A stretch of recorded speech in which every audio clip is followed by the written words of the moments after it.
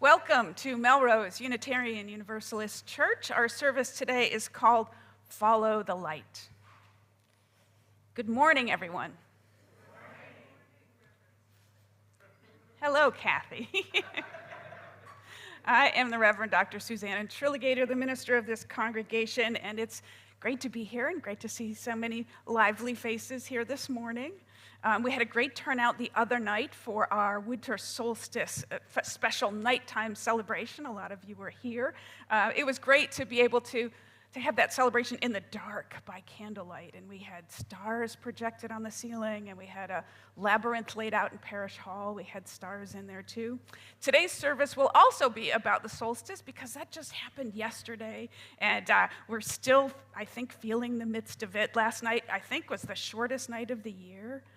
No, the longest night. Thank you. Today. Yesterday was the shortest day, and today will also be a very, very short day. So that's what the service is about, with a little bit of Christmas thrown in because we're UUs. Our church is a vibrant, caring community dedicated to love and service. If you're visiting us for the very first time, today we have a greeter to answer all your questions. Today that's Nancy Nichols, and she's wearing the yellow stole. We decided that the greeter will wear a symbol so that you can spot them easily in coffee hour. So from now on, we're going to try out the yellow stole. Thanks also to today's usher, Mary Ellen Fitzgibbon, and to our coffee hosts, Garen Boyd and Martha Borkin. Thank you. You guys make the world go round. Just a few quick announcements today. Thanks again to our carolers who last Saturday brought cheer to 2 adult residence homes here in Melrose. Thanks also to people who came to the solstice service. Rhea would like you to know that there are 2 youth group gatherings that are going to happen this coming Tuesday on Christmas Eve. One for the current youth group members and one for former youth group people who are coming in, and details about that are in the midweek update. We have 2 Christmas Eve services this year. Again, that's Tuesday night, Christmas Eve, one at 5 o'clock, which is family friendly and for all ages. It'll be interactive, and the children will be invited to come and help us build our nativity scene. At 7 o'clock, it'll be quieter and more traditional with Bible readings. But we have no Zoom this year on Christmas Eve. We don't have our wonderful worship technician, Bill, available, so we will only be worshiping in person, old school with hymnals. Be prepared. And then on the 29th, we have a winter walk led by our climate team. More details on that will be in your midweek update. So we don't have any other announcements this morning. With no further ado, I want to show you the QR code in case you want our order of service for today. Bill, if you could put that on the screen, that would be helpful.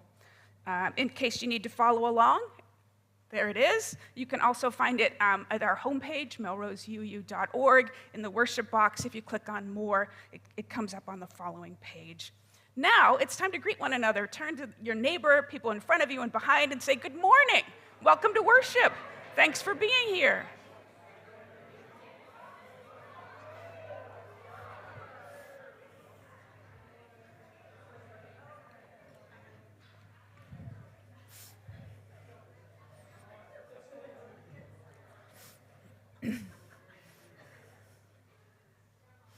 Oh, we love chatting with one another, don't we? I call us to worship this morning with words from the contemporary poet David Gate. He grew up in London and now he lives in Asheville, North Carolina. Here's a poem. Hope is nocturnal. It comes from the light, but does not belong there, preferring instead the darkness to sharp brightness. For hope has no purpose where hearts will believe happily what they see. So hope makes a home in the deep shadows where it waits to be found by those who need it most. Now we light the symbol of our faith, the flaming chalice. Here to light it for us this morning is Karen Gabler, who is one of the tri-chairs of our anti-racism team. Thank you, Karen.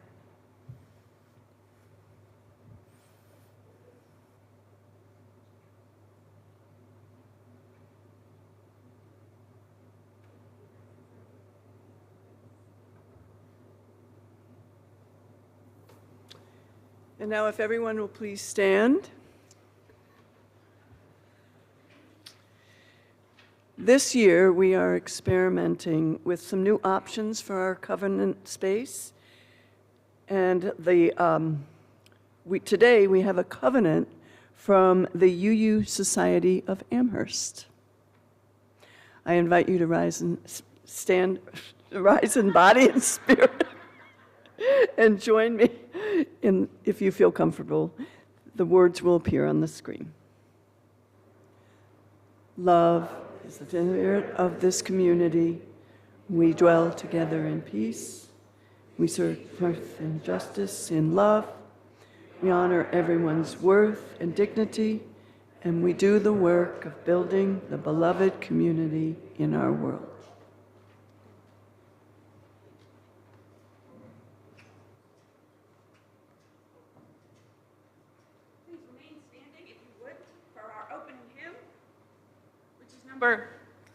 Our opening hymn is number 55 in the gray hymnal, The Dark of Winter.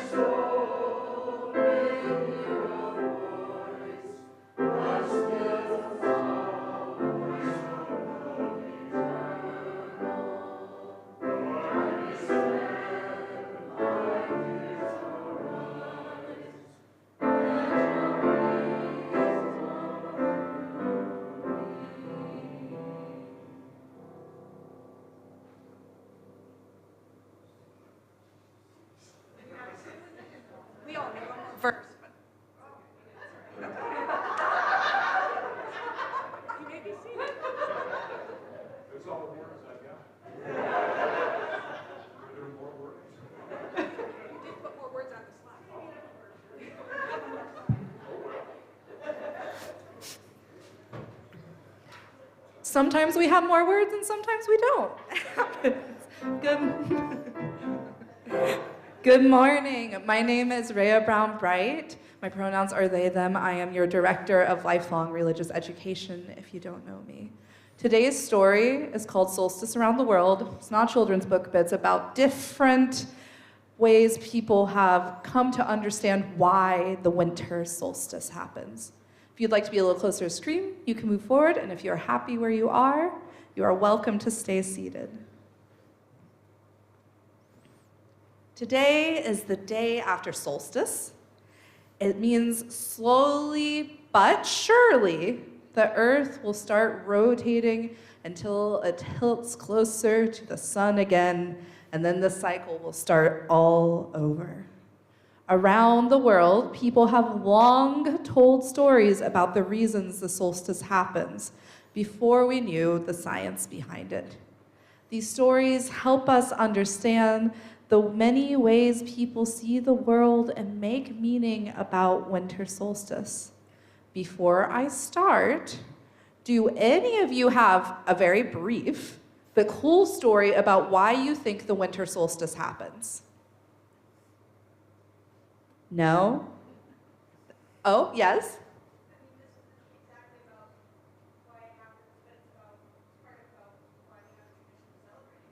Yeah, tell me, go for it.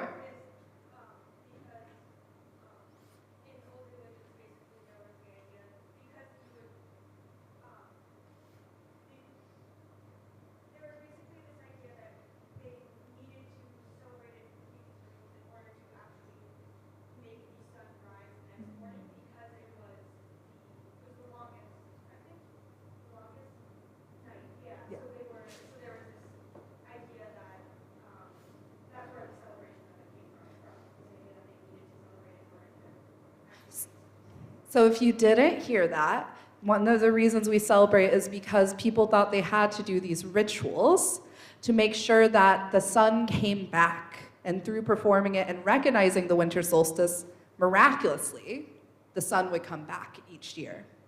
Now, I want to tell you stories of a few other people. The Yupik peoples, who are indigenous to Alaska and the Russian Far East, hold the tradition that there was a monster, and I'm going to mispronounce this, so look at the screen for the name, the Kokapak. They had a body that was large and kind of circular or bulbous, some would say, legs like a frog, and only the sun could kill them. However, during the winter solstice, they could come out, with it finally being dark enough for them to walk around the earth without worry. They had to make sure to return inside in time before the sun rose. The sun saved the people when it came back. And next one is Biwe, which is also probably a mispronunciation. Oh, the things got mixed up on the slides. The origin is not Mexico, it's Scandinavia. She is a Scandinavian goddess who isn't the cause of the darkest night, but rather she flies across the sky on reindeer bones with her daughter, with greenery to feed the reindeer and help them come back for the year, bringing the sun and growth of plants back so people can be nourished. Our next person, or myth, is Tonatiuh. She is a goddess. That's what got switched from Mexico. She is the mother of Earth, and this marks when she's so far away from the sun, and she misses the sun a little bit. It was hard, but they also had a reminder during this that the festival they had a festival in honor for that reminds us we all carry a little bit of light inside of us. I could go on and on and on. There are hundreds, probably, I might be exaggerating, of stories of why solstice happens, but these are just a few. I wonder if you have any special stories that maybe you haven't thought of, or if you'll find out some that you can tell me after service today. With that, we're going to go downstairs and explore the ways many people can take the same path but experience it differently.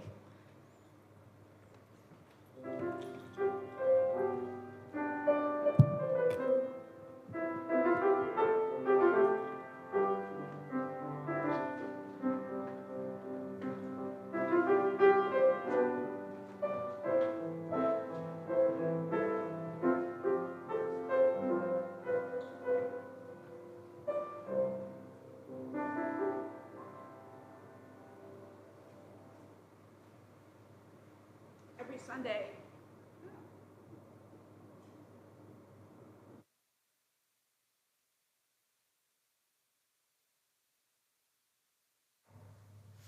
That switch is too small.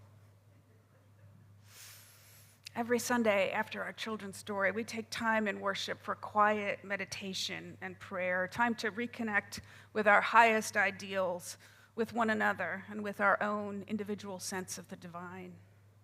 Let's begin that time together today by relaxing into our seats, connecting with our bodies, feeling our feet on the floor, breathing deeply. In this time of meditation and prayer, first we'll join in our centering song, and then we'll sit for a time of shared quiet. Then we'll share our joys and sorrows, and I will lead us in a prayer. Our worship theme for December is pluralism, and our centering song for the month is Where Do We Come From?, which is 1003 in the teal hymnal. Please remain seated. Join in as you like. The words will appear on the screen. Let the song gently guide you into our time of shared quiet.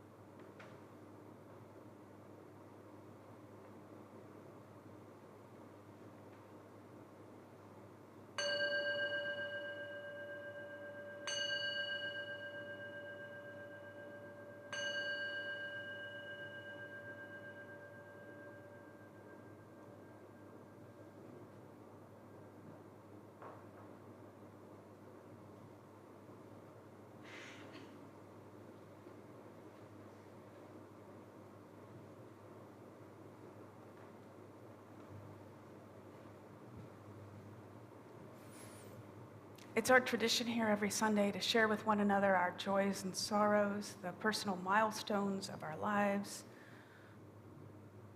We share and we listen with great care in order that we might come to understand one another better, that we might companion one another on life's journey and be knit together as an ever stronger community. So I invite anybody who has a sorrow to share this morning to come on forward so everyone can hear you and see you. I invite people who are watching on Zoom to type a sorrow into the chat box and I will read them aloud.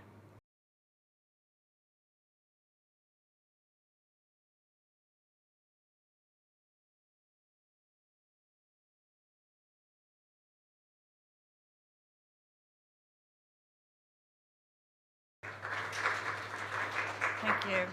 And we have one joy in our Zoom room from Valerie. I'm grateful to be recovering from acute bronchitis after 3 weeks of being very ill, and look forward to seeing you all again on Christmas Eve. I appreciate the kind support of church friends. So, Mary Ellen, if you would please light the one candle to symbolize all the joys that were shared here today and the joys that remain in our hearts. May the candle be for us a reminder to feel grateful and a beacon for all the many, many blessings in our lives.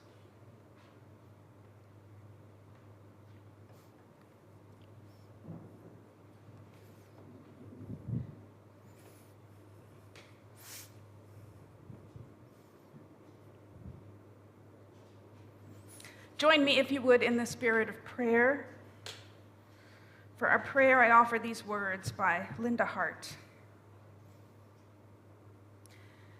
In the quiet of these moments, let us take a common breath, unclench and open to each other and to the Holy One we call by many names. We arrive in these moments bearing the whole of our lives. We bring with us the worries and troubles of our days, sometimes overwhelming, loss beyond words, pain and struggle known only in the deepest place in our hearts.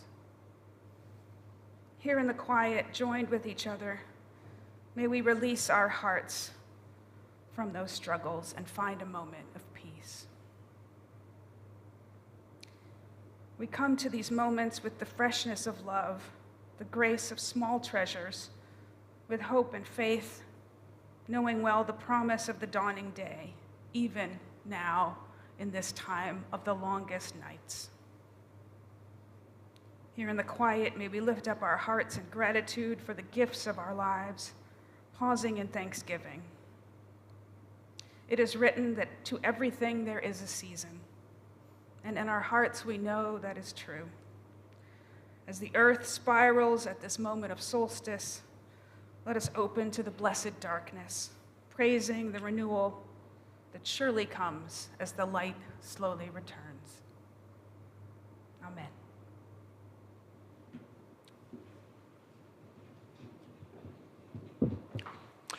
Our church is self-funded, supported by your generous annual pledge.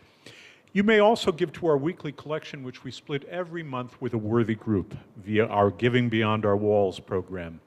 Remote folks can donate using the orange button at the top right corner of our homepage at melroseuu.org. For the month of December, half our collection plate will go to the Sanctuary campus. This is a new program of the Sanctuary Boston, which is a vibrant UU community worshiping online and in person on Wednesday evenings at First Parish Cambridge and First Church Boston.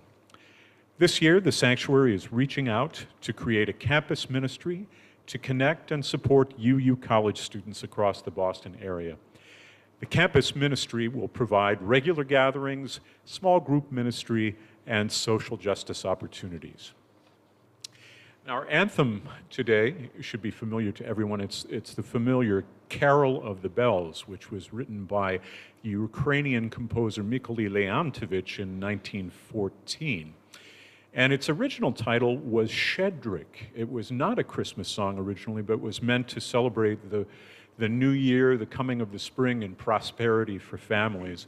And it was actually discovered by a fellow named Peter Wilhowsky, who was an arranger for the NBC Symphony Orchestra when the Ukrainian National Choir came to New York City and to the United States on tour in the 30s. And he wrote new English words for it because he thought it sounded like church bells. So we now have the Carol of the Bells, but it's originally a Ukrainian carol, which was commissioned originally to celebrate the independence of the Ukrainian nation. So we put it out, or we're offering it up today in support of Ukraine and the struggles that those folks are going through. Let's see them through the long winter. This is Carol of the Bells.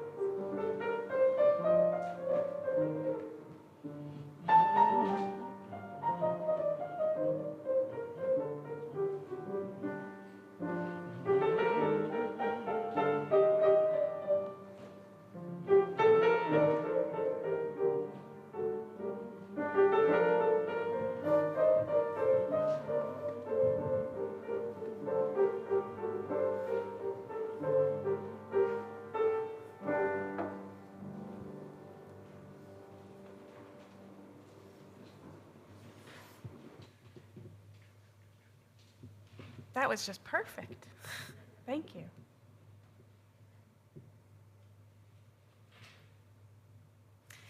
I'll start with a reading this morning. It's an excerpt from a book called The Cathedral of the World by the UU minister Forrest Church. He writes, "Imagine awakening one morning from a deep and dreamless sleep to find yourself in the nave of a vast cathedral. This cathedral is as ancient as humankind, its cornerstone the first altar.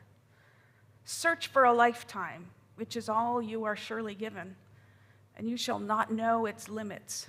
Visit all its transepts, worship at its myriad shrines, nor span its celestial ceiling with your gaze.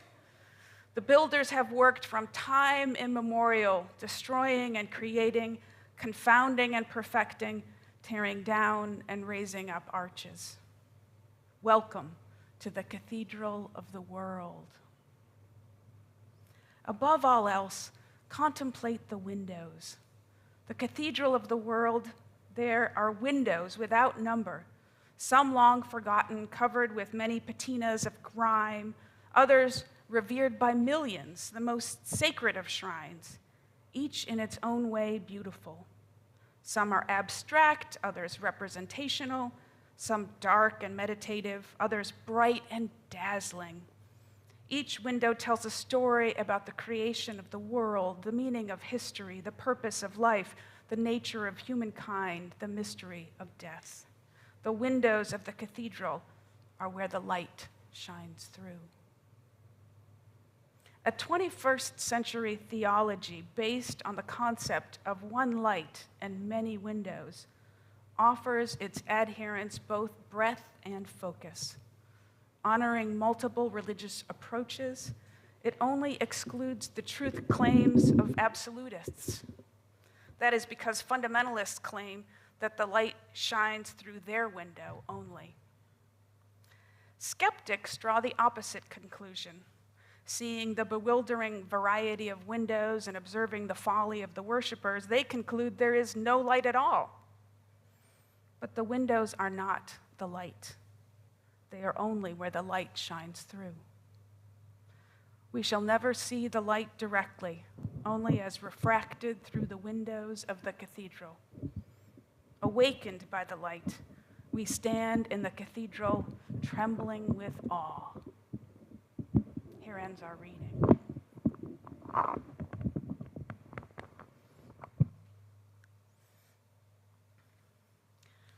It seems I like to start my sermons with a question. Have you ever woke up in the middle of the night unsure of where you are? You know that feeling? Of course, it's worse when you wake up in the middle of a dream or a nightmare even, and your mind is confused about reality. Where am I? Or worse yet, when you're traveling and you wake up groggy in the dark in a strange place. It can sometimes take several minutes to remember where you are and why, to reorient yourself, to calm yourself back down and get back to sleep. I'm sure that's happened to you too. I think it can be hard for us even to imagine what it was like for our forebears, the many, many generations of humans who lived before there was electric light. What could it have been like to live in Boston back then? Back when darkness would have been so total, so overwhelming for so much of the year. Today, this day, we have sunlight only from 7:11 a.m. to 4:16 p.m. That's 9 hours of daylight and 15 hours of darkness. Imagine you had only a candle, if you were lucky, to get you through 15 hours of darkness. And if you can imagine that, imagine if you also lived in a cave or a hut or a house made of wood or stone without insulation or modern heat. Can you imagine how cold you would be this time of year, especially today? Now imagine on top of all that, if you didn't know about the solstice, if you thought perhaps the sun was going away forever, that it might just keep getting colder and colder and darker. What if you thought maybe the sun would never come back? Now you can imagine, just for a minute, why the winter solstice would have been a really big deal in the northern hemisphere in pre-modern societies. You can imagine why humans would focus so much on this turning of the year, why they would create and treasure and retell so many different stories about what the solstice is, why it came to be, and why it matters that we mark it, why we would definitely want to celebrate the returning of the light, even though it's so slow. The fact that it's happening is really important. In a deep primordial way, the solstice is a matter of life and death for us. It reassures us on a bodily level that while the dark can seem endless and overwhelming, it does have a stopping point, a turning point. Every year, there's a predictable moment when the earth turns and the darkness slowly begins to turn to light, and the days begin slowly to grow longer, and eventually spring comes. First comes the light, and then after another long time comes warmth, and then finally green. And it lets us know that if we humans work hard and plan carefully and keep steady, we will make it through the winter. The solstice is a signpost. And so it makes sense that everywhere on earth, along with this, light would become a powerful symbol, a symbol that represents love and life and God and whatever we think of the divine. In the Bhagavad Gita, it is written, "The light that resides in the sun shines light on all beings. It enters the earth as my being, for I nourish all things." In the Tao Te Ching, it is written, "Those who are wise have an inner light, so they succeed in helping others." In Mahayana Buddhism, practitioners seek the pure land of bliss, following the Amitabha, the pure light which gives them the path of enlightenment. The Sufi mystic Rumi writes, "If light is in your heart, you will find your way home." The Gospel of John says, "The light shines in the darkness, but the dark shall not overcome it." Speaking of the Gospels, Christmas is just a few days away now. I'm sure you know that these days, most scholars, many scholars, believe that Jesus of Nazareth was not likely born at this time of year, but perhaps more likely in the fall, September or October, when shepherds might have been outside keeping their sheep. Then, around the year 300 AD, most scholars now believe that church leaders moved the holiday around Jesus' birth to align it with the much older and more popular pagan celebrations of winter solstice. And along the way, European Christians also incorporated pagan traditions like lighting candles and bringing greenery inside. It's hard to imagine that, too, to think of a time when the winter solstice was the main festival and Christmas was some kind of newer, fringier interloper. Today in our culture, most people think of pagans as fringy and new age, but the truth is the opposite, which I think is really funny. In addition, other elements of the Christmas story may in fact be borrowed from other world religions. For example, did you know that Krishna, the Hindu god of love, compassion, and protection, was also the son of a carpenter and was also visited at birth by wise men and shepherds who were guided by a star? Is it a coincidence? Or more likely, maybe we humans keep mixing and remixing our holy stories, borrowing symbols to mark the way, maybe to help point us toward deeper truths.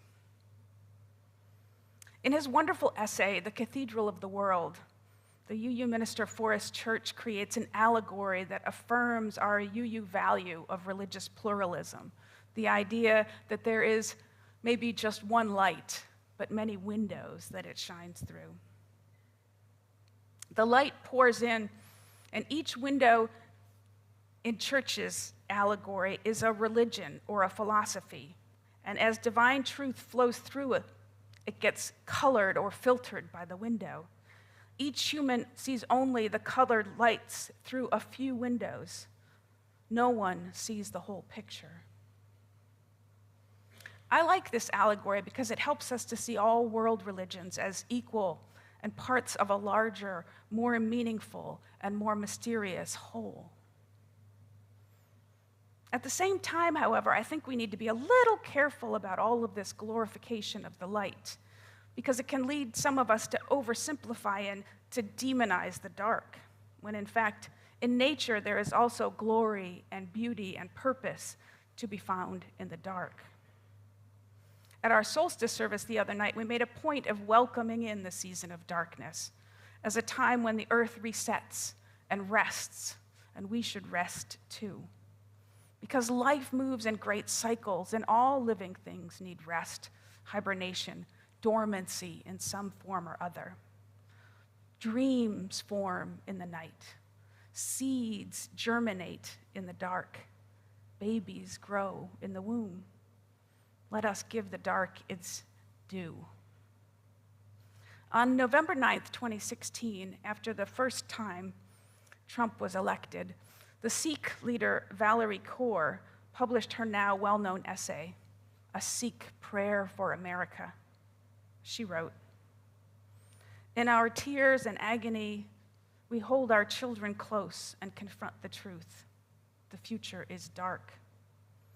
But my faith dares me to ask, what if this darkness is not the darkness of the tomb, but the darkness of the womb? What if our America is not dead, but a country still waiting to be born?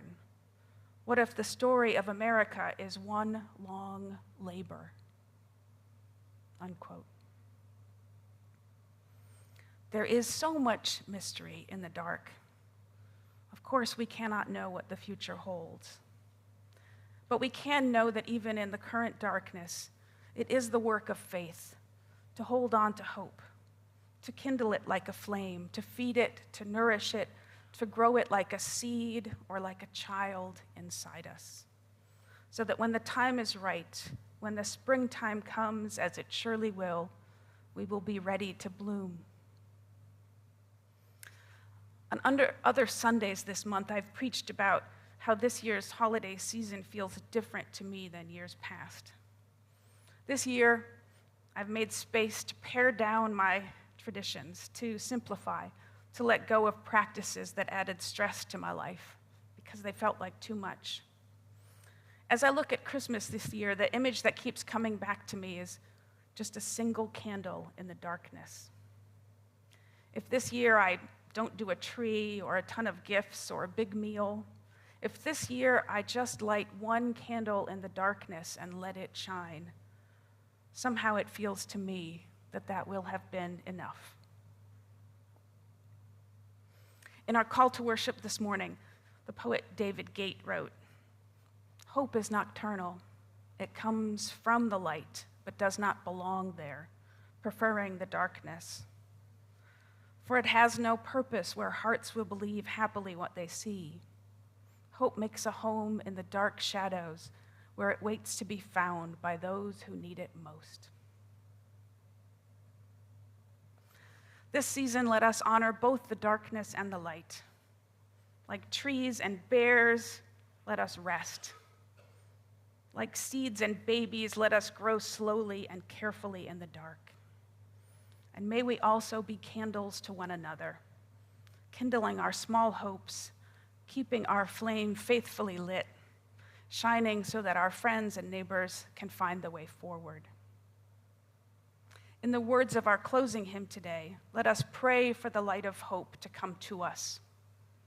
O come, you splendor very bright, as joy that never yields to might. So may it be, and amen. I invite you to stand in body or in spirit and join in our closing hymn, O come, Emmanuel, which is number 225 in your gray hymnal. The words will appear on the screen, and join in as you like.